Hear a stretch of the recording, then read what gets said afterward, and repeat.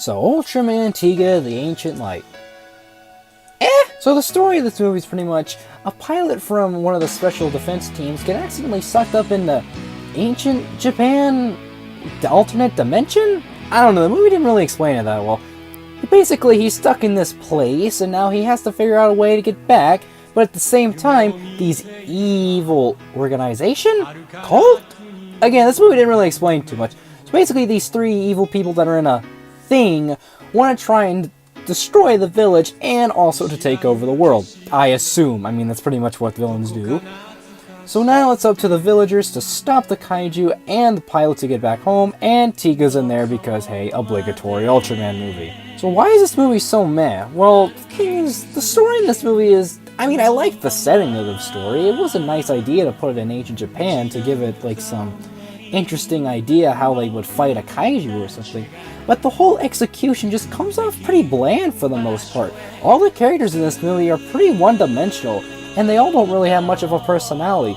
I mean, the acting is decent, like, they all do a decent job, but, like, the pilot of the movie, or the guy from the Special Defense, whatever he was such a bland character. He was so one-dimensional. All he was just someone who wanted to be good, and that was the extent of it.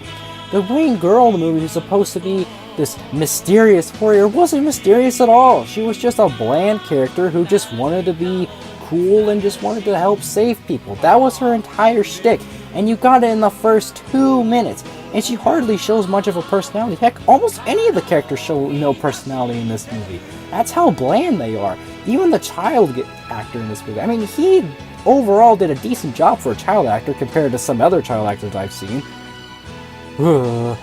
But overall, his character was just so boring to the point where I didn't care. And the whole thing about him being the real person that transformed into Tiga, yeah, that was totally called for, and it was so predictable to the point where I just kind of rolled my eyes with it.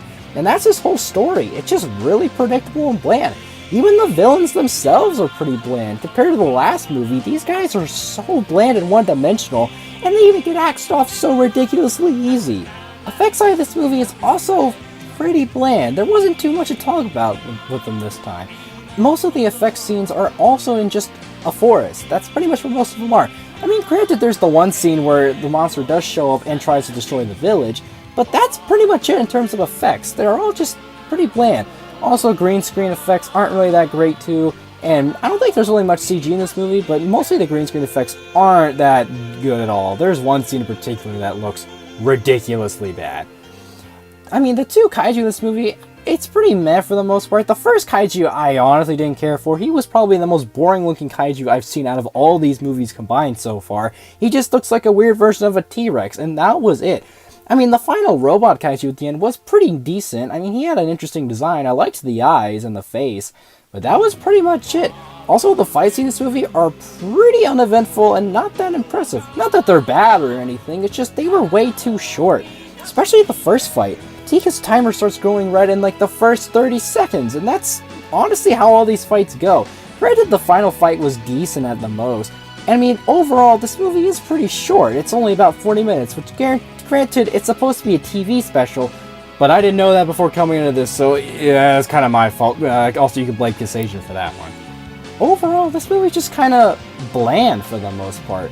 All the characters are pretty one-dimensional, the story has a neat idea, but it kind of falls flat in execution, effects are decent, and overall this movie's just really uneventful. If you really want to see some more Tiga and you haven't seen this shit, yeah, this might be good for you, and if you want to see a decent kaiju film, yeah, this is probably going to be a decent time for you. I mean, it's got the couple standout scenes, but this movie's just pretty bland, and honestly, you could probably skip it, but hey, at least it's a decent time.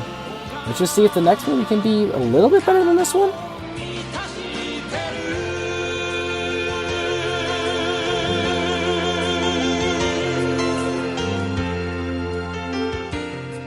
It's a dinosaur! A gigantic dinosaur is attacking our boys!